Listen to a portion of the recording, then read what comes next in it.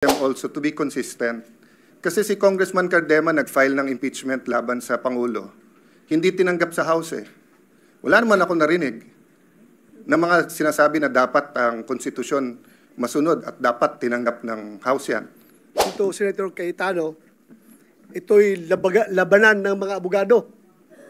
Hindi po ako abogado, Mr. President, but I just would like to manifest my observation na to be fair to the Senate President, pag sinabi natin na you have an intention to delay the impeachment proceedings, I would like to state for the record, Mr. President, na 1 month ago pa, pinagawan muna kami ng robe, Mr. President. Kasi excited na tayo na sumuot ng robe para to form the impeachment court. To be fair with you, Mr. President, you've been preparing for that. And yung schedule natin na naka-schedule sa Wednesday, which is 11, if we give the ruling today, whether ano ba talagang gusto natin, today or Wednesday, I support you, Mr. President, kung anong gusto natin schedule. Sana mapag-usapan natin ngayon. Hindi ako abogado, pero ako ay isang Pilipino na gusto sana na hindi na tayo magkakagulo sa Pilipinas. Hindi tayo magkawatak-watak. At yung mga nagyayabang dyan, na sabi nila, gusto daw ng taong bayan, na ito ay talagang magkakaroon na kagad ng impeachment, taong bayan, ginagamit. I don't know kung sino taong bayan yung sabi nila. Because, alam ko, Mr. President, halos lahat ng tao ng Mindanao at ng Visayas, as I have observed during the campaign period, ang sabi sa atin is, Sir, ibubuto kita kung hindi ka magboto sa impeachment o hindi ka magboto sa conviction. Yun ang sinasabi ng taong bayan. Kaya please, do not use the term taong bayan palagi because taong bayan is hindi lang kayo. There are always two sides of the coin. Bakit ba? Wala bang value yung mga taong bayan na nagsasabi na ayaw namin ng impeachment? Gusto nila? Ang ibabalyo ng Senado ay yung mga tao lang na nagsasabi na forthwith kuno yung impeachment na yan. Ano, kalimutan na natin yung ibang tao na majority na nagsasabi na ayaw namin ng impeachment dahil panggugulo lang yan sa ating bansa. Lalo tayo nagiging divided. Lalo nasisira ang ating ekonomiya. Mga investors umaalis na dahil ang gulo ng Pilipinas. So yun lang po, Mr. President. I am 101% supporting you. What's your stand, Mr. President? Lastly, I wish to address the point made by the good Senate President, who stated that the Senate cannot be dictated upon and that the Senate plenary is supreme. Respectfully, while the Senate is granted the power and duty to try and decide impeachment cases, its authority is not unbounded. If it acts in violation of the Constitution itself, it can and should be corrected. Wala po sa rules na ang pagsisimula ng paglilitis at pag-convene ng impeachment court ay kailangan pang pagbotohan at aprubahan ng mayorya. Anyone who objects to commencing the impeachment trial is objecting to the Constitution itself. In the case of Francisco Jr. versus House of Representatives, GR number 160261, promulgated on November 10, 2003, the Supreme Court ruled, quote, "It is basic that all rules must not contravene the Constitution, which is the fundamental law. If, as alleged, Congress had absolute rule-making power, then it would by necessary implication have the power to alter or amend the meaning of the Constitution without need of referendum." Close quote. Wala pong kapangyarihan ang Senado na iwaksi ang malinaw na utos ng saligang batas. Hinihimo ko po ang pinuno at mga kasamahan ko sa Senado. Sundin po natin ang malinaw na mandato ng saligang batas. Dalangin po natin ang taong bayang nagbigay ng tiwala sa atin at simulan na po natin ang impeachment trial na ito. Dapat ay madali ang dinggin ito at ang paglilitis, sincero at hindi minamadali. We heard a few minutes ago the statement delivered by the distinguished minority leader. And it would appear, Mr. President, that multiple motions were inserted calling for a ruling, not just from this body, but from the chair. As a point of information, Mr. President, may we know from the distinguished minority leader if he can just subdivide what is the main motion, what is the subsidiary motion, what is the incidental motion, because it appears now that this is confusing, Mr. President, especially on a matter of transcendental and constitutional importance, Mr. President. Minority Leader, Majority Leader, with the indulgence of our dear colleagues, this might be a prejudicial question before we actually dispense with the motion of the Minority Leader. But first things first, Mr. President, let me state for the record this representation's position from day one, Mr. President. The word forthwith, the crossing from 19th to 20th Congress, everything that the Minority Leader mentioned, Mr. President, ay sinishare ng representation na ito. Kailangan mag-convene ang impeachment court, kailangan magsimula. Ngunit naniniwala din po ako, Mr. President, and since day one, when the Senate President made mention about the June 2 schedule, this representation did not oppose nor pose an objection in this August chamber, Mr. President, because I believe what the Senate President is doing. When he extended it to June 11, I don't see any reason, or I would say undue delay, unnecessary delay, etc., because I think all of us here during that time would agree that the trial would commence on the 20th Congress. And having said that, Mr. President, let me just put into the records, Mr. President, our own rules, Mr. President, in the rules of impeachment, Rule 1. The Senate President must actually issue a notice, Mr. President, to the House of Representatives. And that's the reason why he wrote a letter in June 2 and then June 11, Mr. President. If I heard it right, Mr. President, and that's why I wanted to be clarified on this particular issue. If I heard it right, the Minority Leader's motion is for us to stop legislative work and start taking the oath of the Senate President as the presiding officer of the impeachment court and the senator judges. It would also mean, Mr. President, that we assume that the impeachment proceeding, the articles of impeachment had already been referred, Mr. President, because we have not. And so let me just put that on record, Mr. President. And again, I thank the Minority Leader and again share his views about the immediate convening of our impeachment court. And I don't see any reason, Mr. President, why we should convene now than on Wednesday, Mr. President, which is 2 days from now. Thank you, Mr. President. So we can dispose of the pending clarification matter. asked for by Senator Tolentino. Yes. Yes. You may proceed, sir. So that the body can properly act on the pending matter, which I have raised in my question of privilege based on our rules. I therefore move that we already convene as the impeachment court at this very moment, Mr. President. That's the motion, Mr. President. And we expect the ruling. If I may, Mr. President. If I may, I have already mentioned earlier, Mr. President, and because this representation wouldn't want to raise a point of order. And again, for the record, I share the sentiments of the Minority Leader. We have the same position as to the convening of the impeachment court. We have the same position as to whether or not it will pass through the 19th to 20th Congress. It's the same, Mr. President. But again, I don't want to raise a point of order, Mr. President, but in our rules, Mr. President, you yourself, in Rule 1 of the Rules of Procedure on impeachment trials, let me quote, Mr. President, when the Senate receives articles of impeachment pursuant to Article 11, Section 2 and 3 of the Constitution, the President of the Senate shall inform the House of Representatives that the Senate shall take proper order on the subject of impeachment and shall be ready to receive the prosecutors on such time and date as the Senate may specify. So, Mr. President, I wanted to find out if the motion of the Minority Leader will push through, what would happen, Mr. President, if you have not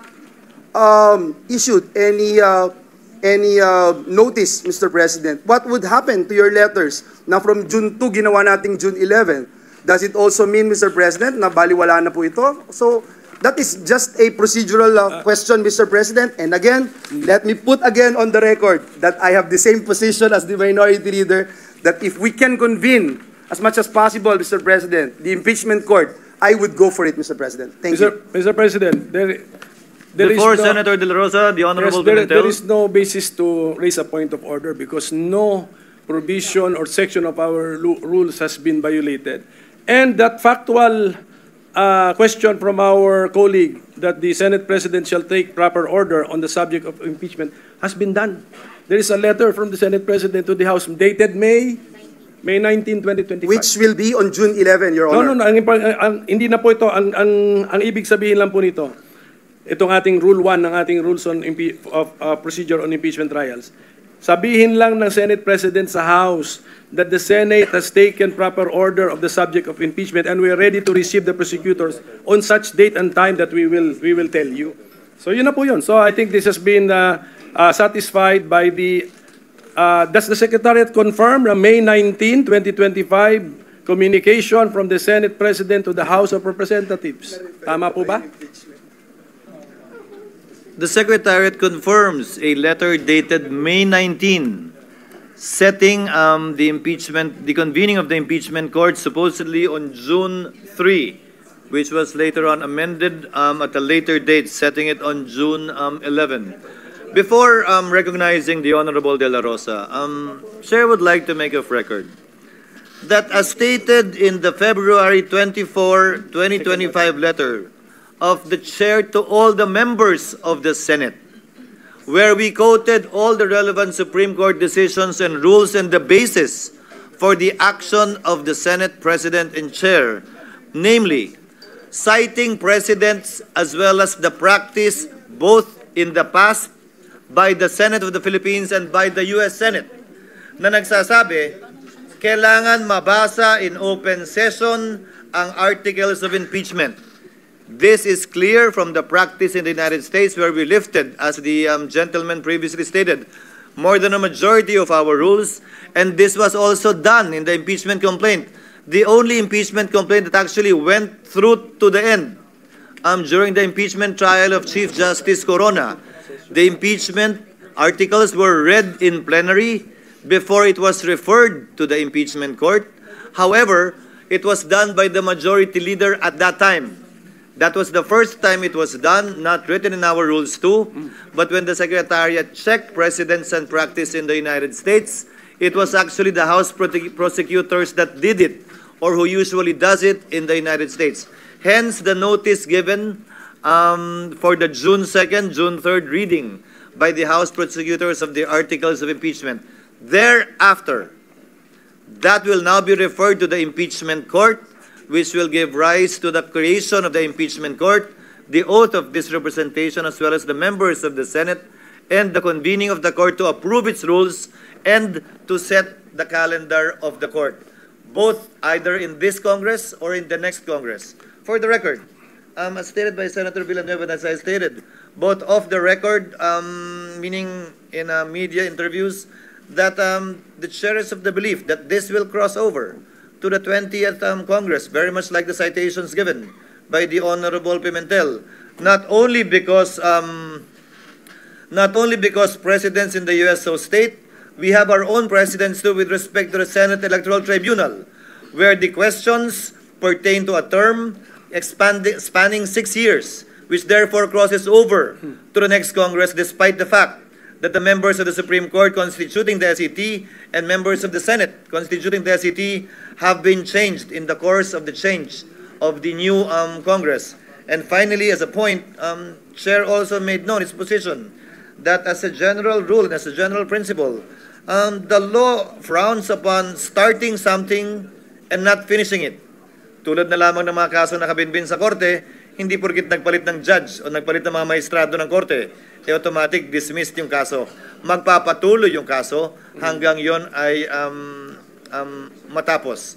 Before recognizing Senator Pimentel, may I ask, what is the pleasure of the Honorable De La Rosa, who was earlier raising his hand in the middle of the discussions? Mr. President, if I may, just very quick, with the permission Mr. President, of the with the Honorable permission De La of Rosa, my two colleagues, The Mr. Honorable President, Pimentel, the Honorable very Cayetano, short, Senator Mr. President. Villanueva is Very short. recognized. Thank you very much, Mr. President. Very short lang, Mr. President. Again, I am in the same position of the minority leader, but I just wanted to make sure that we are doing the right thing, the right process, and that we are, because we are men of rules, Mr. President, we wanted to make sure that we are in the right position to do this. The reading and the referral of the articles of impeachment in session, Mr. President, was done during the impeachment of former President Estrada, November 14, 2000. During the impeachment of Ombudsman Gutierrez, it was also referred, Mr. President, in session, during the last day of session, March 23, 2011. In the impeachment of Chief Justice Corona, it was also referred, Mr. President. It's just that's why, Mr. President, I just have this belief that we should refer first, Mr. President, before we can make that motion. And I will join the gentleman from the minority, Mr. President. Thank you, Mr. President. Noted. Senator, what is the pleasure of the Honorable Cayetano? Thank you, Mr. President. Mr. President, I just have to be clarified on some points, and this is in relation, of course, to the minority leader, the deputy minority leader, and to our former majority leader. So if I may proceed and just lay out the basis for my inquiry. The gentleman may proceed. Well, first let me start out by saying I pray for wisdom for all of us, and I ask everyone to continue to pray for wisdom for us. I also like to state before I say my inquiry, it's unfair to just blame the Senate President. 23 naman tayong senador eh. Conscious naman tayo lahat nung February 5. Nandito naman tayo, pwede naman tayo mag-object ng nung nag-adjourn, nung final yan. So, as the minority leader said, nandyan na yan, wag na natin tignan yung nakalipas. Forward na tayo, no? Second, I just want to comment dun sa mga law schools. I appreciate it, and I'm happy they're very active, and I'm happy that they have statements. But may I advise them also to be consistent? Kasi si Congressman Cardema nag-file ng impeachment laban sa Pangulo. Hindi tinanggap sa House eh. Wala naman ako narinig na mga sinasabi na dapat ang konstitusyon masunod at dapat tinanggap ng House yan. So, of course, hindi naman trabaho ng mga law schools na in each and every impeachment case magsalita. Pero in a highly charged environment. Can you imagine, Mr. President, during the campaign, sa mismong media interviews ng top news channels natin, tatanungin yung kandidato, pag kayo nanalo, are you for or against the impeachment case? Eh, klaro naman ang sagot doon eh. Ang sagot doon, hindi kami pwede mag-comment kasi magiging judge kami. Pero hindi. Sinagot pa rin ng mga kandidato at tinanong pa rin ng media. Pero kung konstitusyon ang masusunod, ang sagot doon iisa lang, mag-o-oath kami, dapat neutral kami. Eh kaya lang eleksyon eh. Kasi masama naman talaga timing ng pagka-file nito eh. Magpa-file ka during the campaign. That's the reality there. Kaya nga sa US, pagka-jury system, pwede mo i-sequester yung jury eh.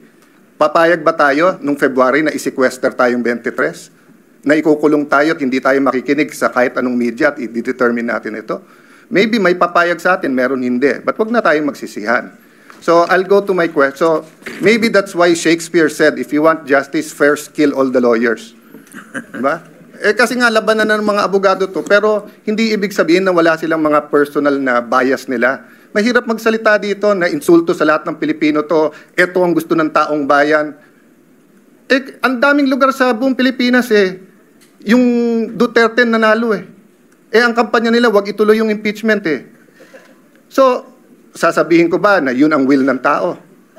Pero kung titingnan ko naman lahat ng comments ngayon sa Facebook, sa SOCMED, gusto naman ituloy. Pati si Vice President Sara, sabi niya, I want to be held accountable. So siya yung ba sabihin ko, yan ang gusto ng taong bayan. Napakahirap po nung sitwasyon natin. That's why we need wisdom. But first question ko po, prejudicial question. Ano bang rules ang unang masusunod? Rules ng Senate o rules ng impeachment? Bakit to importante at bakit to prejudicial question? Tinitignan ko po kaninang umaga yung comment, allegedly, hindi ko sure, wala naman nakalagay doon na siguradong totoo yun, but meron pong comment ang defense team ni Vice President Sara Duterte. Correct me if I'm wrong, Senator Bato, Senator Bongo, my good friend, my brother, Senator Robin, kasi hindi ko alam kung official yon. To paraphrase, ang sabi nila, hindi magandang mag-comment sila, but they'd like to reiterate na tingin nila labag sa konstitusyon yung impeachment complaint na to dahil ito'y pang-apat at lumalabag to sa isang complaint sa isang taon. Okay. Kung yun ang stand nila, sino po ang hihimay sa issue na yan? Ang plenary ba under the Senate rules or yung impeachment court under the impeachment rules? Bakit ko po ito sinasabi? Kung may pinadalang bill ngayon yung House of Representatives, halimbawa dyan sa 200 pesos, at second reading pa lang halimbawa siya, pag ni-report natin sa Committee on Rules natin yan, magbabaycam na ba kagad tayo o sasabihin natin, sandali lang, second reading pa lang sila, kailangan mo ng third reading pa lang. Ang sinasabi sa akin ni Senator Villanueva ngayon, pinadala lahat ng records except for the bill that they passed. So we cannot act on the 200 peso minimum wage, additional sa minimum wage. But that's my point, Mr. President. Sino po magde-decide? Tayo po ba as senators o tayo as senator judges? Kung nilabag ang konstitusyon doon. And doon naman ako sumasang-ayon sa mga law schools. Let's proceed. Let's look at it. But yun na nga ang question. Yung complaint ba is firm, legal, according to Constitution, or may constitutional infirmity ito? My last question is just a question of logic. Nag-move yung ating minority leader na to convene na as a impeachment court. Yung ating deputy, sabi niya, hindi na kailangan magbotohan. Eh pag nag-move ka, may botohan. So sino masusunod sa dalawa? Why do I say this? I'm saying it not because it's funny that one will move and then kailangang magbotohan and the other one will move na magbotohan. Eh kung matalo botohan, eh sabi niya hindi kailangan ng botohan eh. I say this for a simple practical reality. When you say the Senate, it is composed of 24 or in this case 23 senators. So pag sinabi mong gumalaw ang Senado, ibig sabihin po either walang nag-object or may botohan at yung majority masusunod. I cannot say right now, like Senator Villanueva, that I'm 100% in agreement with Senator Coco and Senator Risa. I can tell you I'm in agreement with certain things they've said. For example, Mr. President, it's our constitutional duty. Kailangan mag-proceed. We should have done it earlier. But again, I won't blame you. I won't blame them. I'll blame myself. I could have written you a letter. I could have said na February, mag-ano na tayo. But let me just explain that one point. Why didn't I write you a letter, Mr. President? Kasi pag Pangulo yung ini-impeach, every single day na nandyan, kung totoo ang allegation sa Presidente, we all suffer. The country suffers, our institution suffers, accountability suffers. Pero pag Vice President, especially ngayon, hindi naman siya binigyan ng ibang trabaho eh. Wala naman siya sa kabinete. Yes, I want accountability. Pero between today and Wednesday, I'd rather pass yung Konektadong Pinoy at saka yung e-government at lahat ng ibang bills na nakapending dyan. So, Mr. President, may I end by reiterating the question. Do we follow first the rules of the Senate or do we go into the impeachment court? Sino magde-decide nung allegations ng defense na na-violate ang Constitution sa one impeachment per year? The second is just to continue my observation, Mr. President. I agree with many here. Wala tayong choice, forthwith. But I disagree na sa Tagalog, agad-agad ang forthwith. Ang forthwith, yung ibig sabihin nun sa Tagalog is yan na yung susunod, yan na yung gagawin mo. Oo, immediate yung agad-agad.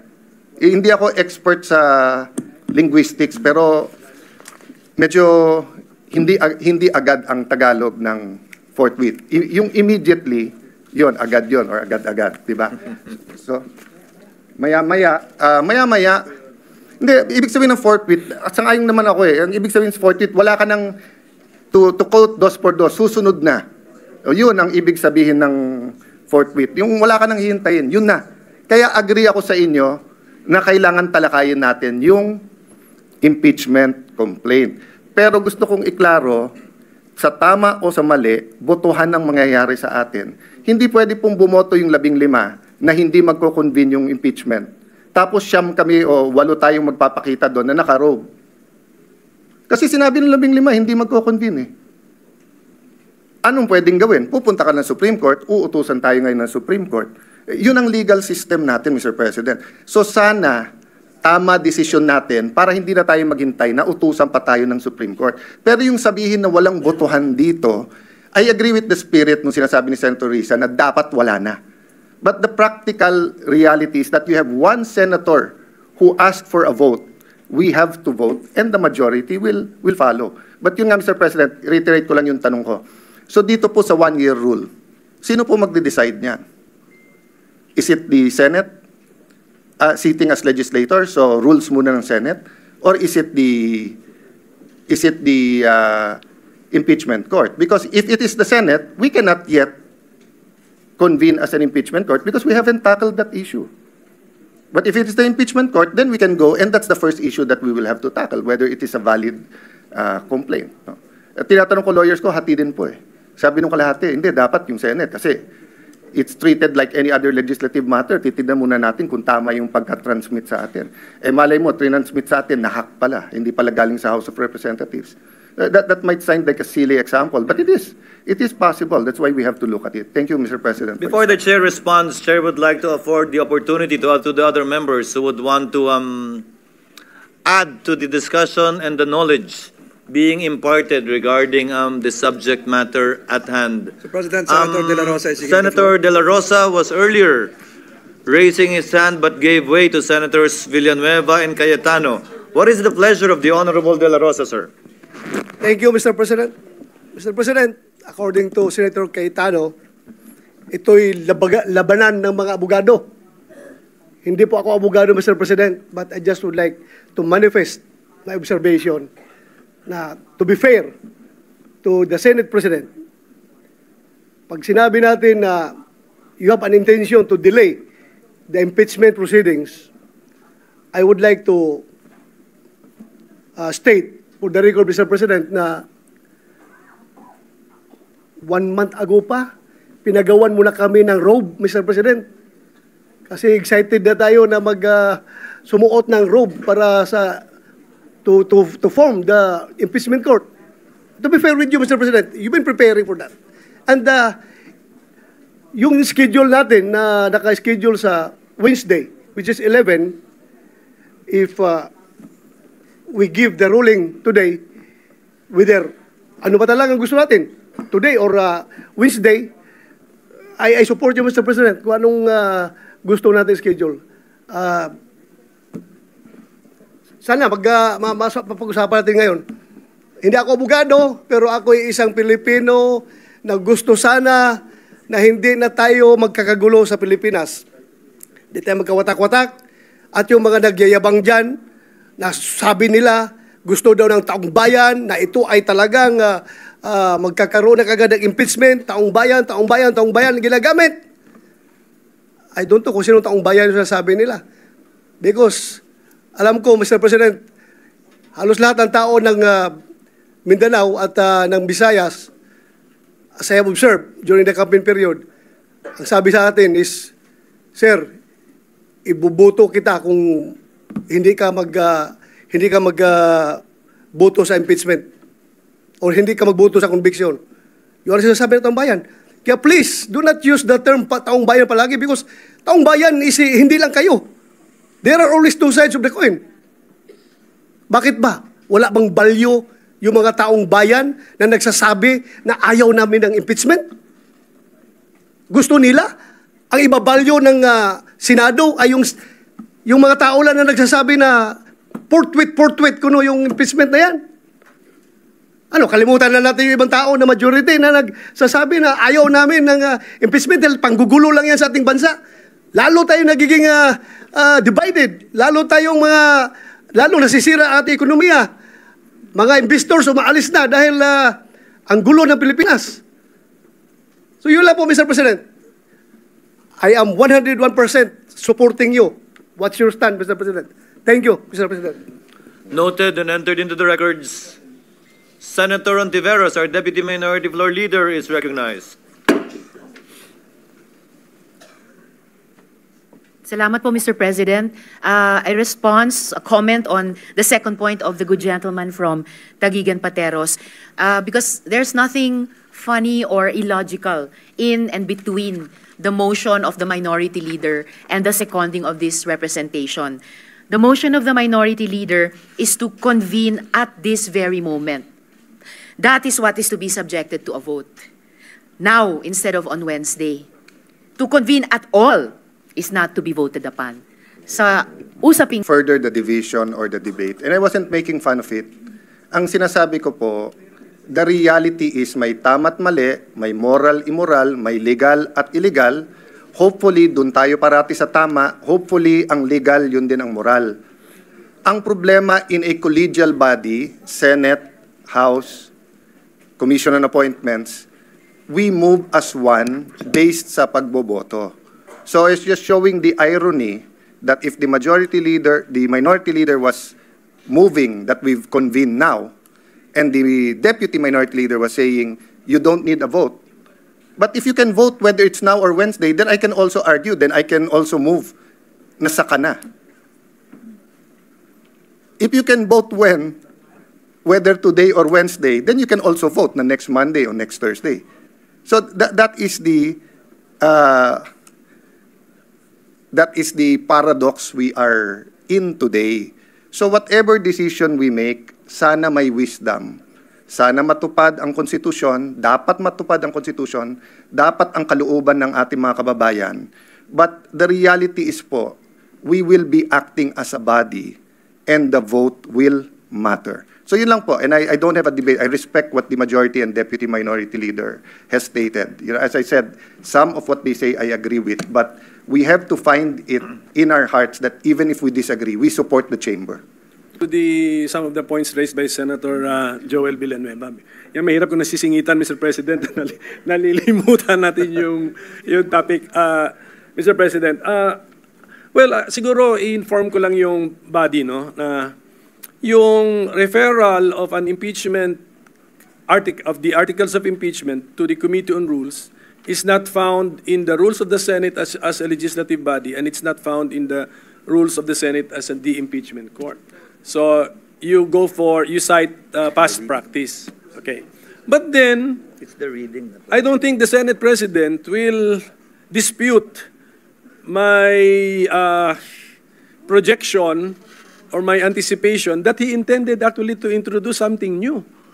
For this particular impeachment case, he will refer it, the plan of the Senate President is to refer the after the reading, the read articles of impeachment directly to the impeachment court. So ibig sabihin nun,